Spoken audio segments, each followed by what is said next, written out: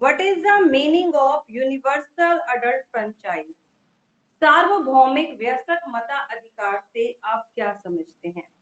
मैंने आपको पहले भी बता रखा है यूनिवर्सल एडल्ट फ्रेंचाइज का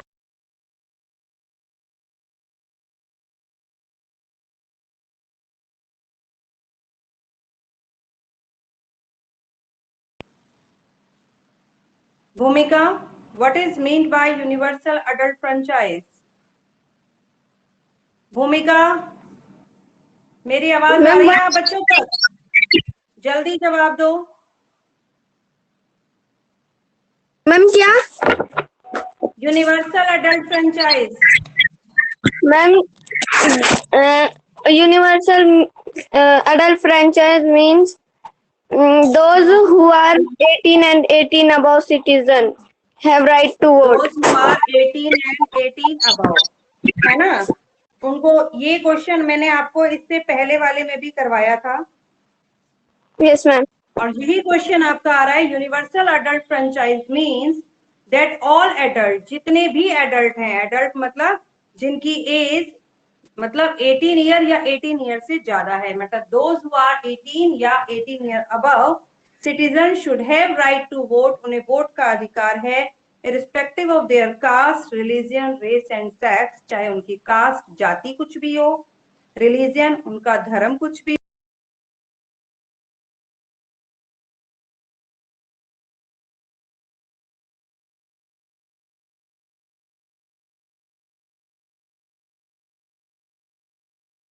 मैम आपकी आवाज नहीं आ रही।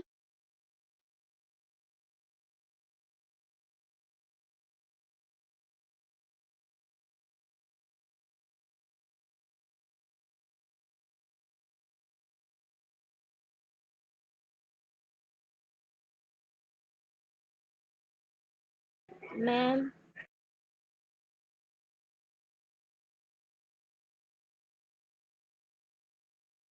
Excuse me ma'am. मैम वो मैम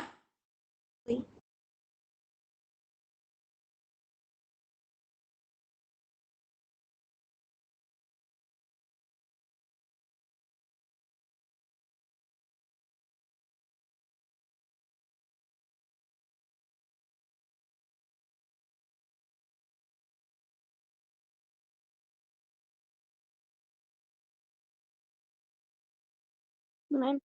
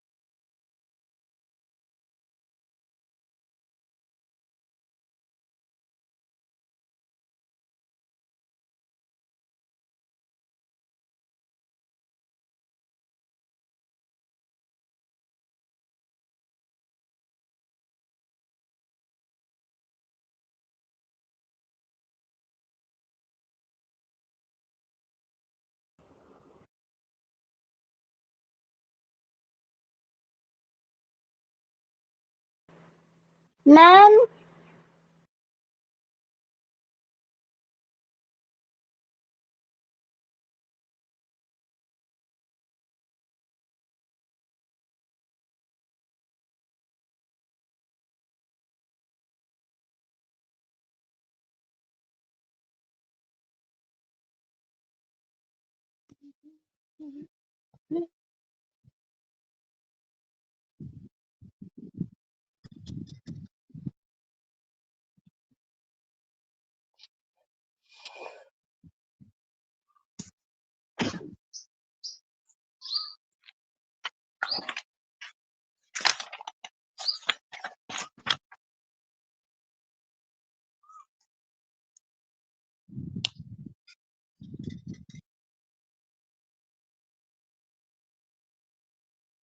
मैम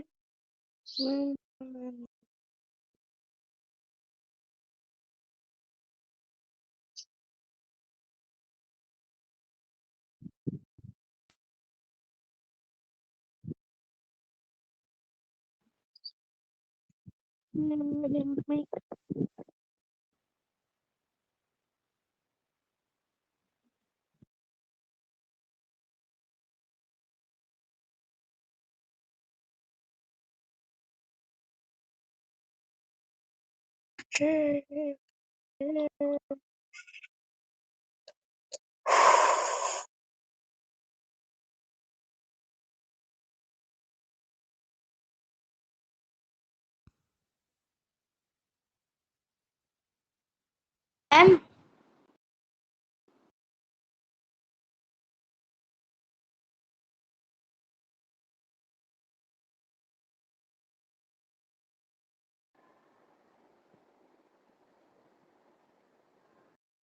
बोलियो मैम।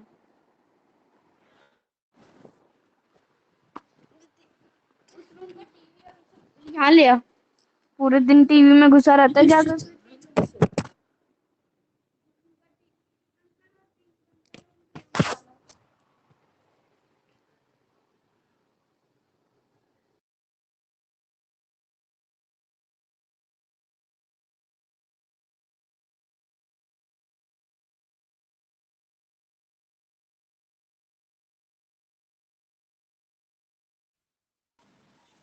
भूमिका, मेरी आवाज Yes, सुनाई दे रही है आपको?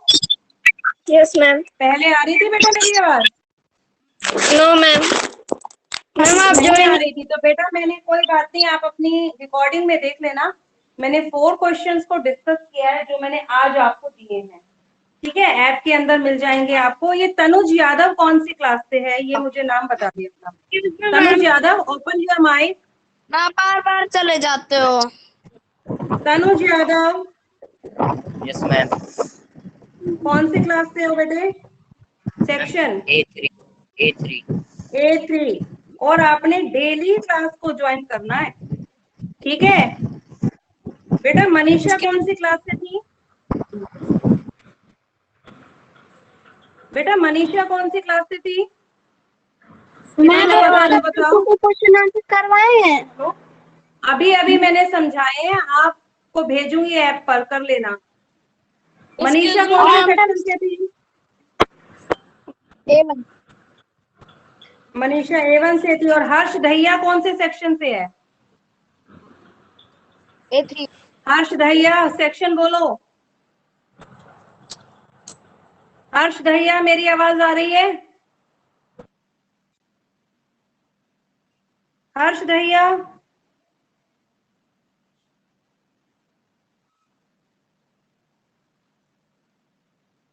Excuse me ma'am. हाँ हाँ जी बोलो। मैम हमारा स्कूल ऐप चल रहा है तो मैम उसमें कोई सा वर्क ही नहीं आ रहा। बेटा स्कूल ऐप में सारा वर्क आता है, आप होमवर्क में चेक किया करो। सबका आ रहा है, मैम आपका क्यों नहीं आ रहा? मैम चल ही नहीं रहा। मैम ऑन कर रहा है, बस वाइट वाइट दिखा रहा है, कुछ भी नहीं आया। ना पहले का आ रहा है ना मैम आज नेटवर्क का। नेटवर्क इशू है। नेटवर्क चले जाते हैं तब ऐसा होता है, व्हाइट व्हाइट पेज नजर आता है। Excuse me ma'am. कनिष्का बोलो। मैम हम थोड़ी लेट आए थे मैम, तो मैम हमारी आईडी। प्रिंस, प्रिंस आप A2 सेक्शन से हो ना? Yes ma'am. ठीक है बेटा, मैंने लगा दी आपकी अटेंडेंस। आप लोगों को डेली क्लास अटेंड करनी है। आप प्रिंसिपल मैम लिस्ट मांग रही है मेरे से, कितने बच्चे क्लास अटेंड करते हैं। सभी टीचर से मैम लिस्ट मांग रही हैं। अगर आप नहीं क्लास लोगे तो मैं तो आपका नाम सेंड कर दूंगी। बीच बीच में आते रहते हो, बीच बीच में जाते रहते हो। आशु का। पीयूष, आप बताओ। पीयूष, सेक्शन बोलो। 2 है आपका? पीयूष, सेक्शन 2। पीयूष, पीयूष कौन सा सेक्शन है आपका? आशु माइक बंद कर। पीयूष,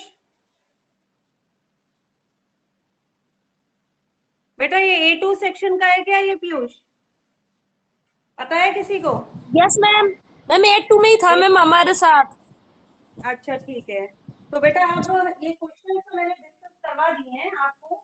अब आप चैप्टर नंबर 3 निकालिए। आज 4 क्वेश्चन मैंने भेजूंगी ऐप में, उसे कंप्लीट कर लेना। चैप्टर नंबर 3 जो हमारा चल रहा था, ओपन इट। देखो अब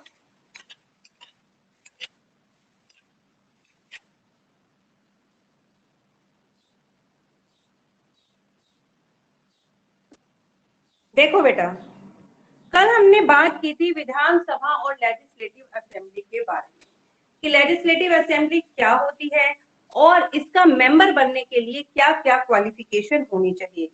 उन क्वालिफिकेशन में हमने पढ़ा था कि वो इंडिया का सिटीजन होना चाहिए, उसकी एज जो है वो 25 ईयर से कम नहीं होनी चाहिए, वो किसी लाभ के पद पर नहीं हो और उसका नाम वोटर लिस्ट के अंदर होना चाहिए। ठीक है। और फिर हमने बात की थी कि हर एक लेजिस्लेटिव असेंबली के अंदर एक स्पीकर और एक डिप्टी स्पीकर होता है। तो स्पीकर और डिप्टी स्पीकर, इनकी क्या क्या काम होते हैं, स्पीकर का क्या क्या काम होता है लेजिस्लेटिव असेंबली में, देखिए। The speaker presides over the meeting of legislative assembly and maintain order in the house. Speaker presides, speaker ही अध्यक्षता करता है सभी मीटिंग की। लेजिस्लेटिव असेंबली के अंदर विधानसभा में होने वाली सभी मीटिंग की अध्यक्षता स्पीकर ही करता है और वहां पर लॉ एंड ऑर्डर को मेंटेन भी करता है। Point number 2, he allocates time for the various item on the agenda. और उसके साथ साथ अलग अलग एजेंडा, अलग अलग मुद्दों को कितना कितना समय देना है उन मुद्दों को बताने के लिए, ये भी स्पीकर ही तय करता है। And he also aloe the member, और वो मेंबर्स को अलो करता है, परमिशन देता है to speak on the various subject, कि वो अलग अलग मेथड्स के बारे में, अलग अलग इश्यूज के बारे में बताएं। All the speeches are address to the chair. सभी के सभी जो स्पीचेस हैं वो आपकी, सभी के सभी जो स्पीचेस हैं वो सब स्पीकर को ही संबोधित करती हैं। Point number 3, he decided whether a bill is a money whether bill is a money bill or ordinary bill। 2 type के बिल होते हैं बेटा। बिल मतलब जब कोई प्रस्ताव, कोई सजेशन असेंबली के अंदर आता है तो उसे बिल कहा जाता है। वो कानून तब तक नहीं बनता जब तक कि उस पर लेजिस्लेटिव असेंबली में गवर्नर के और पार्लियामेंट में जब तक कि प्रेसिडेंट के सिग्नेचर नहीं होते हैं, वो जो बिल है वो लॉ नहीं बन सकता। तो वो बिल ऑर्डिनरी बिल है या फिर वो कैसा मनी बिल है, मतलब वो धन से संबंधित बिल है तो धन विधेयक हो गया, मनी बिल हो गया। और मनी बिल को छोड़कर जितने भी बिल होते हैं वो सब ऑर्डिनरी बिल होते हैं। तो ये डिसाइड करना कि ये बिल मनी बिल है या ऑर्डिनरी बिल, ये भी स्पीकर का ही काम है। If any member misbehave, he may name him for suspension. यदि कोई व्यक्ति लेजिस्लेटिव असेंबली के अंदर मिसबिहेव करता है, सही से आचरण नहीं करता, तो वो वहां से उसको सस्पेंशन भी कर सकता है, उसको निलंबित कर सकता है। He decide the admissibility of questions and the all resolution। कह रहे वो डिसाइड करता है, निर्णय करता है कि क्वेश्चंस को स्वीकार्यता देता है कि क्वेश्चंस आप पूछ सकते हैं। एंड द रिसोल्यूशन, और कौन कौन से प्रस्ताव हैं, उन प्रस्तावों को और क्वेश्चंस को स्वीकृतता देना, उनको स्वीकार करना, उनको असेंबली में बोलने की परमिशन देना, ये डिसाइड करना भी स्पीकर का ही काम होता है। He signs the bill before it is sent to the legislative council or the governor for his assent। वो सभी बिल पर सिग्नेचर भी करता है। It is sent to the legislative council, मतलब लेजिस्लेटिव असेंबली से जब वो लेजिस्लेटिव काउंसिल के अंदर जाता है, दूसरे सदन के अंदर, जिन क्षेत्रों के अंदर दो दो सदन है, मैंने आपको बताया था कुछ ऐसे स्टेट हैं जहां पर द्विसदनीय शासन प्रणाली है, तो वहां पर जब वो दूसरे सदन में भेजा जाता है तो उससे पहले स्पीकर उस पर सिग्नेचर करता है, या फिर यदि एक ही हाउस है तो आगे गवर्नर के साइन होने से पहले वो उस पर सिग्नेचर करता है।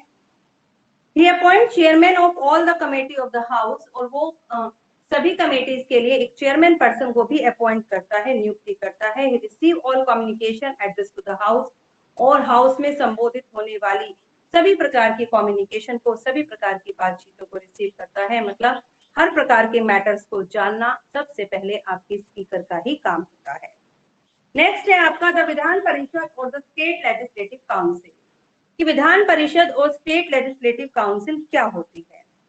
The state of Andhra Pradesh, Bihar, Karnataka, Maharashtra, Telangana, Uttar Pradesh and Jammu Kashmir have bicameral legislature. मैंने आपको भी पहले भी बताया था कि हमारी कंट्री के अंदर जो स्टेट के अंदर जो, जैसे आपकी सेंटर में पार्लियामेंट है, पार्लियामेंट का काम है कानूनों को बनाना, ठीक है, उसी प्रकार स्टेट के अंदर स्टेट लेजिस्लेचर होती है, जिसका काम होता है, जिसका काम क्या है, उसका काम क्या होता है, कानूनों को बनाना स्टेट लेजिस्लेचर का। और स्टेट जो लेजिस्लेचर है वहां पर उसके स्टेट लेजिस्लेटिव असेंबली के दो पार्ट है, एक तो कहीं कहीं पर तो एक सदनीय है, एक सदन है, बस सिर्फ लेजिस्लेटिव असेंबली ही होती है, और कुछ स्टेट ऐसे हैं जो द्विसदनीय हैं, है ना, बिकैमरल हैं, जैसे कि कुछ स्टेट है उनके नाम यहाँ पर बताए गए हैं, Andhra Pradesh, Bihar, Karnataka, Maharashtra, Telangana, Uttar Pradesh and Jammu Kashmir have bicameral legislature. ये द्विसदनीय शासन प्रणाली है इन राज्यों के अंदर।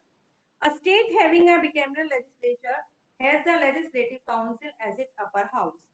कह रहे हैं कि a state having a bicameral legislature, जिन राज्यों के अंदर द्विसदनीय शासन प्रणाली है वो कौन सी है, लेजिस्लेटिव काउंसिल। पहली वाली लेजिस्लेटिव असेंबली थी, दूसरी वाली लेजिस्लेटिव काउंसिल है, उसे हम विधान परिषद के नाम से भी जानते हैं। It is the upper house, ये ऊपरी सदन है। जो लेजिस्लेटिव असेंबली थी वो आपका लोअर हाउस था, ठीक है, और जो लेजिस्लेटिव आपकी काउंसिल है यानी विधान परिषद है, ये आपका अपर हाउस है। अब लेजिस्लेटिव काउंसिल का पर्सन बनने के लिए क्या क्या एज होनी चाहिए। Should be a citizen of India, ये बिल्कुल सेम है जैसा कि हमने लेजिस्लेटिव असेंबली के मेंबर के बारे में पढ़ा, वही की वही क्वालिफिकेशन आपकी विधानसभा के, विधान परिषद के सदस्यों के लिए भी है, बस सिर्फ एक एज चेंज है। लेजिस्लेटिव असेंबली का सदस्य बनने के लिए एज 25 ईयर होनी चाहिए, जबकि लेजिस्लेटिव काउंसिल का सदस्य बनने के लिए एज 30 ईयर होनी चाहिए। बाकी पॉइंट सेम है।